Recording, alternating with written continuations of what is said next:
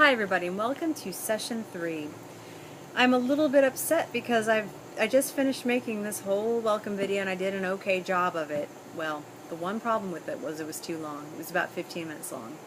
And then I tried to publish it on the web and my iPad said, sorry, it's too long.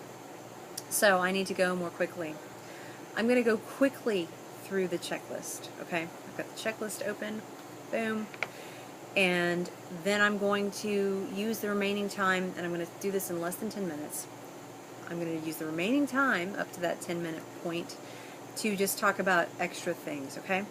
So basically this session is about podcasting. Well, that's part of what it's about. It's also about Bring Your Own Technology, which is the content piece that I want you to learn about. So I want you to research Bring Your Own Technology. You're going to answer 7 questions in the How to Podcast section is where I'm at, actually. You're going to answer 7 questions that I've given you, and you're going to go do some research, and then you're going to make a podcast. You're going to do that either on your computer using Audacity or GarageBand, or you're going to do it on your mobile device using a tool like Voice Memo, and then you're going to figure out a place to publish this podcast on the web. There's a variety of options, including you could upload your podcast directly into your wiki page. Or you could pick one of 10 other options that I can think of that I actually note on the podcast publishing. I think it's step 7, podcast publishing. I think there's a link inside there where I give you some more suggestions for places to upload your podcast. Now, when I say you can upload to your wiki page, it depends. If your podcast is small, you can do that. Or if your wiki can take big files, you can do that. The University of West Georgia wikis allow 100 megabytes in size for a podcast file. Wikispaces.com, on the other hand, I think may have stricter limits where you can only upload up to 10 megabytes. So you can only upload 10 megabytes. That's much smaller. So you're going to have to figure out some technological details here to make your choice. And let me know if you have any questions about it, okay? So that's podcasting. That's due at the end of this session. All right?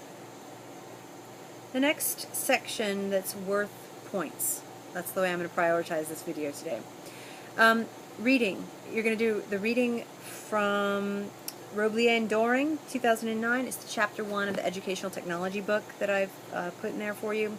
And I want you to go check out those top 10 charts. Pick some charts that apply to your area. Like if you're an English teacher, download the English language arts chart. If you're a special ed, there's a special ed chart. If you're an SLP, download the special ed chart. Check out the big picture article, read it, and not just check out. Check out makes it sound like you just open the PDF and then you go somewhere else. Actually read it and then check out the top 10 charts. And then go to your wiki page, your readings wiki page, and answer the questions that you put on that page that are pertain to this chapter. Later in the semester, next module, next session should I say, you'll do the final set of questions on a reading that I give you that in that session, and that's when you'll turn in the readings page. You do not turn in the readings page in this session. All right? The standards. These are the standards that you're going to look at this module are intern keys and EdTPA. And actually, EdTPA is not really standards yet. I think they're becoming standards, but they're being drafted right now. So for the EdTPA, I just want you to be aware of it. For intern keys, I also want you to be aware of it. And for both intern keys and EdTPA, it's okay for you to ask your professors who teach in your program, maybe the department chair of the program, anybody you can think of, hey, am I actually going to be evaluated against the intern keys? Or is my program going to be evaluated against EdTPA? If so, when? Like if I graduate in summer 2014, does EdTPA apply to me? So I want you to be aware of these things, and also know that you can double check with the people who manage your programs to figure out if these actually are something that your program will be using to evaluate your performance and your knowledge, skills, and abilities to be a teacher or an SLP in a school-based environment. Those are worthwhile questions for you to ask. I've actually asked both those questions of the folks that I've asked those questions. I'm pretty sure intern keys applies to all College of Ed teaching majors, but I think it could apply also to SLPs. I'm not sure. I'm not sure. EdTPA is coming. It's not here yet. We're not using it. For example, if you graduate this semester, EdTPA is not something you need to worry about. I don't know about spring. I don't think it's coming in spring 2014. I'm not sure, but I've asked that question as well. Still, I think it's worthy. It's a worthwhile thing to be aware of. In terms of, you're an educator, you should be aware where we're at in terms of how we evaluate future teachers. So just quickly get some familiarity with these things, and then you can move on. All right, so I've kind of run you through the nitty-gritty of the module in 5 minutes and 40 seconds. Now I'm going to talk about just a little bit of extra stuff. On the course plan, I've removed the discussion for this module. There's going to be a discussion over a Prensky article. Prensky was the guy that came up with the terms digital natives and digital immigrants. I personally don't really like those terms because I think they're ridiculous. I think some of the young ones among you may be very uncomfortable with technology, and so calling you digital native means absolutely nothing about what you can do with technology or what you think about it. On the other hand, and then on a related hand, related to that, some of you are older. Maybe you're in your 30s, your 40s, 50s, 60s, and Prensky would call you guys digital immigrants. And he suggests that you're not very good with technology, you're not very flexible with it, or you're not innovative with it, and all these things. That's also useless. I found that students of all ages in this class do amazing things. And sometimes these immigrants really do amazing things. So, again, I find digital natives and immigrants useless. So, but still, it's interesting, okay? And that's why we're going to have a discussion related to it. But that discussion's gone. That was really a long aside that I just did right there. I shouldn't have talked that long about it. But it's interesting. The machine that goes ping is a hilarious little clip from a Monty Python skit. I cut it so that there's no offensive pregnancy, or not pregnancy, birth happening in the video. I didn't want anybody to be offended because, you know, it's Monty Python. They could offend some people, so I made it safer. But the video quality is not very good. If you want to see the machine that goes ping, just Google it. It's on YouTube. It's funny.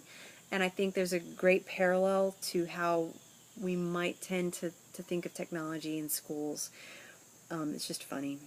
You know, we've got a human here that's about to give birth, and yet you fixate on this machine. Okay.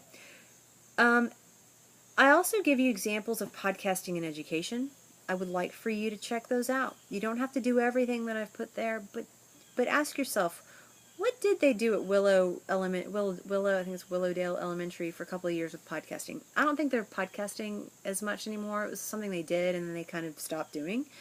But still, the podcasting handbook that I cite could be used in an upper level class. I was a high school teacher, and I could totally see myself using that podcasting booklet to organize, maybe for one project for the entire school year. Maybe you'd have the class do one podcast, or maybe you'd have them do individual ones.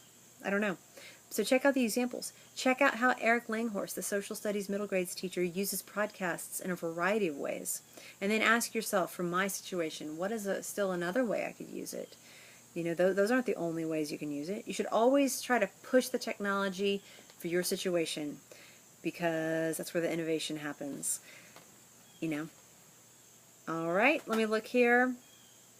Finally, Voices from the Field. I interviewed a teacher in a suburban Atlanta school district earlier this year about BYOT in his district, and I highly encourage you to check out that interview. In fact, I might even encourage you to start with that before you start doing the research on BYOT, because if you're like me, let's just say this, if you learn like me, sometimes it helps me to see an actual example, kind of hear about an actual example of something that's happening, you know, so little picture, zooming in, and then I can zoom out big picture to do research on this question of what is BYOT.